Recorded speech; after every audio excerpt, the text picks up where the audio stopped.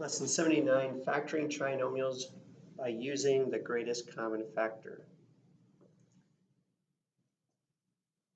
So how are we going to do this? First, we need to factor out the greatest common factor. Then we factor the trinomial that's left. And the greatest common factor is what's going to be left on the outside of your answer. So let's first look at what can we take out of x to the fourth, 5x cubed, and 6x squared. Here I look at the smallest variable that has the smallest exponent, which is x squared. I know I can take an x squared out of both. So if I take an x squared off, that leaves me with x squared plus 5x plus 6. And my goal is to leave in the parentheses a trinomial, where my biggest term is an x squared. So since I have that, I have x squared as part of my answer, and now I have my two binomials. What do I multiply to get 6? But add them together gives me 5. That'd be a positive 3 and a positive 2. So this whole thing would be my answer. X squared times x plus 3 times x plus 2. Next one, 4x cubed minus 4x squared minus 80x. Since they all have an x, I know I can take an x out.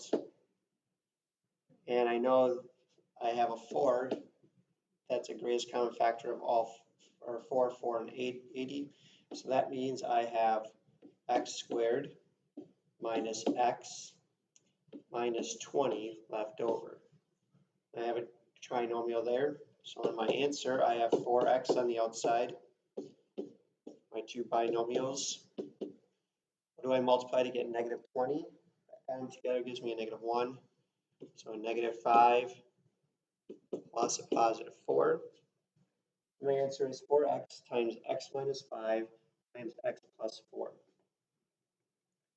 Another key in solving these is making sure that the coefficient in front of your x squared is just 1, if at all possible to doing that. Next one, a to the 5th plus 3a to the 4th minus 18a cubed. I can take two a's out, so a squared, or a cubed, I mean, because the last term I want just the number there. So if I take a cubed out, that leaves me with a squared plus 3a minus 18. So now I have a cubed in my answer, my two binomials. What do I multiply to get negative 18? But add them together gives me a positive 3. I know one's positive, the other one's negative. So now I have positive 6 and a minus 3. Because 6 times a negative 3 is negative 18, but 6 plus a negative 3 is a positive 3. Next one, we have 2m to the 4th minus 16m cubed plus 30m squared.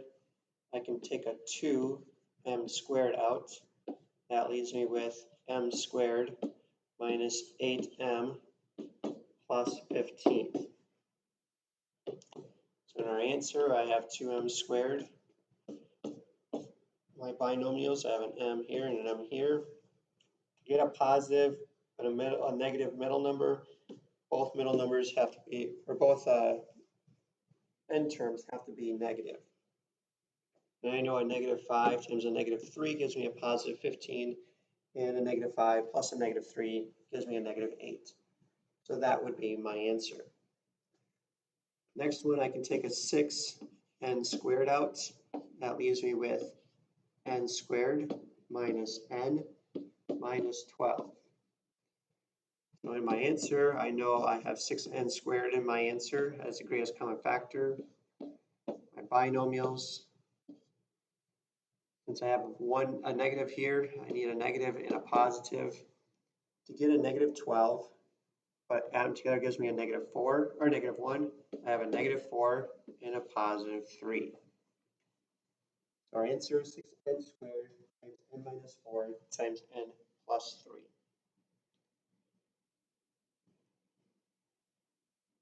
This one, we have a negative leading coefficients. So you have to make sure that the first term of the trinomial is positive. So when we factor out the greatest common factor, you factor out a negative greatest common factor. So the greatest common factor of this one would be a -1. And then I'm left with x squared minus x minus 56. If I take a divided negative number out, it switches all the signs in the trinomial that's left. So now my answer, I have a negative on the outside. I have x, one's positive, one's negative in order to get a -56. So I know that a +7 times a -8 gives me a -56. But if I add them together, it gives me a -1. So this would be my answer. These next ones, -3x cubed minus 6x squared plus 72x. I need the first term to be positive, so I take out a -3x. That leaves me with x squared plus 2x minus 24. So in my answer, I start off with -3x. My binomials, one's positive, one's negative because my c is negative. So what do I multiply to get -24? But add them together gives me 2. That'd be a 6 and a 4. So that would be my answer. Next one, I divide out a -d. That leaves me with d squared minus 7d plus 6. So just switching all the symbols. So my answer, I have -d times, in order to get a positive c but a negative middle number, I need 2 negatives. So to get 6, this would be a -6 times a -1, which will give us +6. -6 plus a -1 gives us a -7. Other ones here, divided by a -5y. That leaves me with y squared plus 5y plus 20. So in our answer, I have -5y. My two binomials, got y here and y here. Since everything's positive, put a plus. To get 20, multiply the two numbers to get 20, but add them together gives me, actually this would have to be a 4, positive 4, since I divided off -5 out. So two numbers, multiply to get 4, but add them together gives me 5. That would be 4 and 1. 4 times 1 is 4. 4 plus 1 is 5. And this last one here, take out a negative. That leaves me with r squared minus r minus 30. It means I have a negative on the outside of my binomials. To get a negative number, I need one positive, one negative. 6 times 5 gives me 30. So when I add them together, I have to have -1. So the 5 has to be positive, and the 6 has to be negative. And the third type, we have two variables involved with this. So here, you look for, they all have a bx in it. So I can take a b out and x squared. So the goal is to get, if you look at the last term, that's usually where your greatest common factor is going to be with the variables. So that means I have x squared left plus 9x plus 20. So my answer, bx squared times binomials, I have an x and an x here. Both are positive. This would be 5 and 4, because 5 times 4 is 20. 5 plus 4 is 9. Next one, I can take a 5 out. They all have a b, and this last one has 1x, so I can take 1x out. That leaves me with x squared plus x minus 60. So in my answer, I have 5bx. We set a parentheses. One's positive, one's negative because my c is negative. To get positive or negative 60, but add them together gives me, actually this one is wrong. It should be 60 because I divided by 5 out there. This would be a 12, negative 12. So now it makes it a lot easier. What do you multiply to get negative 12? But add them together gives you 1. This would be a 4 and a 3. So always make sure that you're dividing out the greatest common factor of each term. Otherwise you'll get stumped, like I was stumped for a brief second there. And a couple more examples. They all have PQs in it, but the last one has PQ squared, so that would be our greatest common factor. That leaves me with Q squared plus 5Q minus 14. So my answer, got PQ squared, got Q, both of these. Since the C is negative, I know one's positive, one's negative. To get a positive 5, I know the 7's got to be positive, the 2's got to be negative, because 7 times a negative 2 is negative 14, but 7 plus a negative 2 is positive 5. And the last one here, I got 3ab. That leaves me with a squared minus 4a minus 5. So my answer, 3ab. Got your a's here. To get a negative, I need one positive, one negative. To get a negative 5, add them together gives you a negative 4. This would be a positive 1 and a negative 5. My answer is 3ab times a plus 1 times a minus 5. Now rearranging the terms before factoring. Again, just keep the signs in front with them.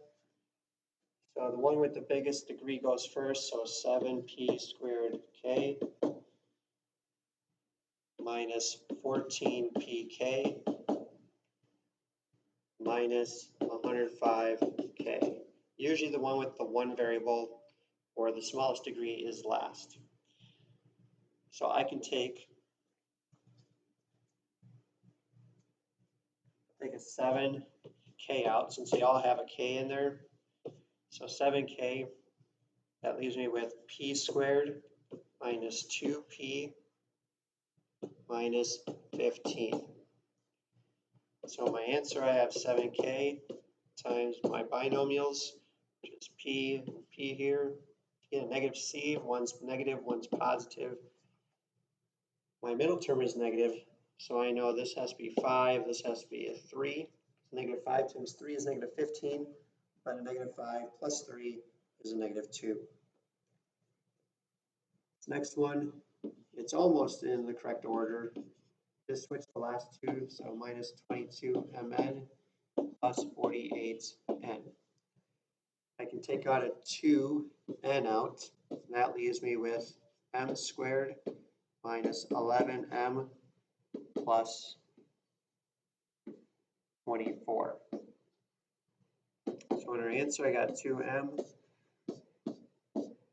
got parentheses to my two binomials. Since my c is negative, my c is positive, but my middle term is negative, I need two negative numbers. So 8 and 3 give me 24. Negative 8 plus a negative 3 gives me a negative 11. And let's look at some application problems. The height of a golf ball hit from an elevated t 40 meters above the hole is negative 5t squared plus 35t plus 40, where t represents time. Factor the expression completely. That means your two binomials cannot be factored any further. So let's take out the greatest common factor, which is a negative 5. If I divide each term by a negative 5, I end up with t squared minus 7t minus 8. And this would be my answer. And our last one here. A box is to be built in the shape of a rectangular prism. Its volume is expressed by the expression 90x cubed plus 450x squared plus 540x. Factor the expression completely. So I know I can take a 90 out, and I can take one x out. If I divide each by 90x, what I have left would be an x squared plus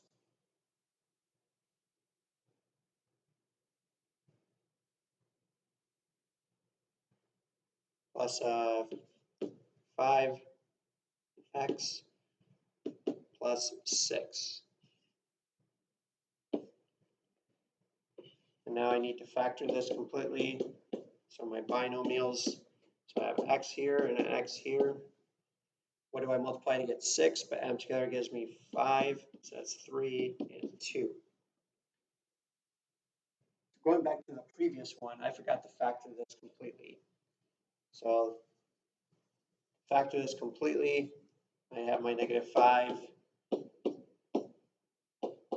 t here to give me a -8, but add them together gives me a -7. This would be a -8 and a +1.